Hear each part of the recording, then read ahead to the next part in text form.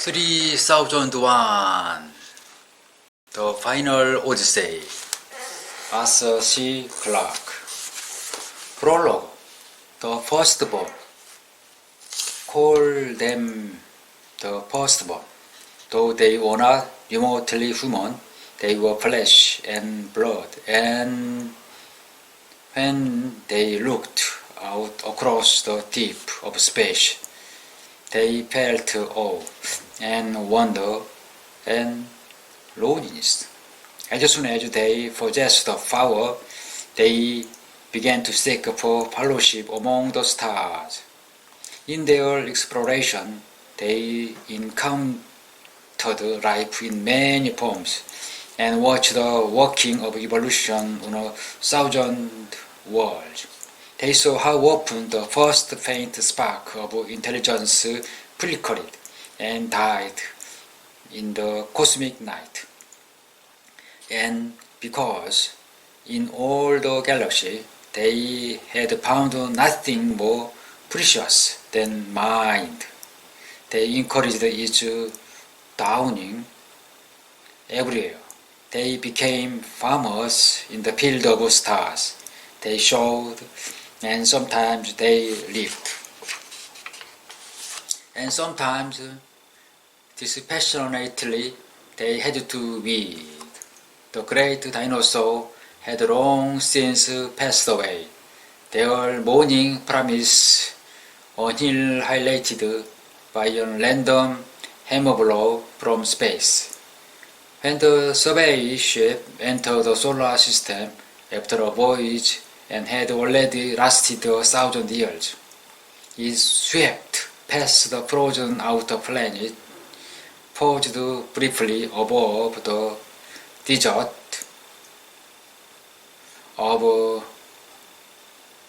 desert of dying Mars, and presently looked down on Earth.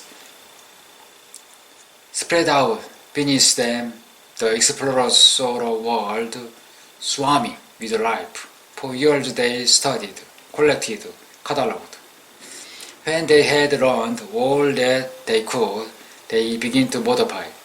They tinkered with the destiny of many species on land and in the seas, but each of their experiments would bear fruit they could not know for at least 1,000,000 years. They were patient, but they were not yet immortal. There was so much to do in this universe of the 100 billion suns, and other worlds were calling. So they set out once more into the abyss, knowing that they would never come this way again, nor was there any need. The servant they had left behind would do the rest.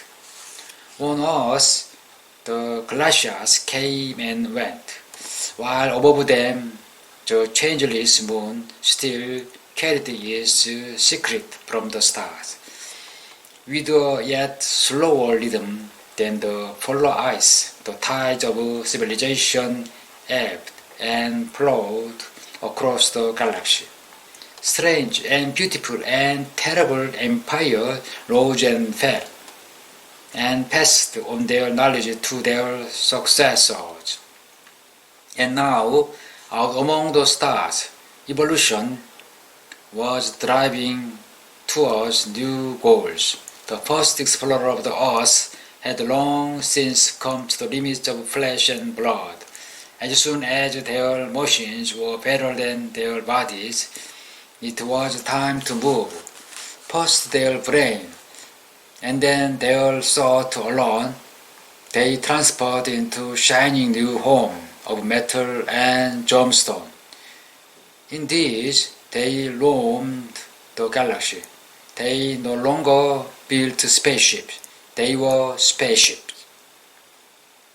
But the age of the machine entities swiftly passed. In their careless experimenting, in their ceaseless experimenting, they had learned to store knowledge in the structure of space itself and to preserve their thought for eternity. in frozen lattices of light. Into pure energy, therefore, they presently transformed themselves. And on a thousand world, the empty shell they had discarded twitched for a while in a mindless dance of death, then crumbled into dust. Now they were lords of the galaxy and could rove at will among the stars and sink like a subtle mist through the very interstices of space. Though they were freed at last from the tyranny of matter, they had not wholly forgotten their origin in the warm slime of a benched sea, and their marvelous instrument still continued to function, watching over the experiment started so many years ago, but no longer were they always obedient to the mandates of their creators.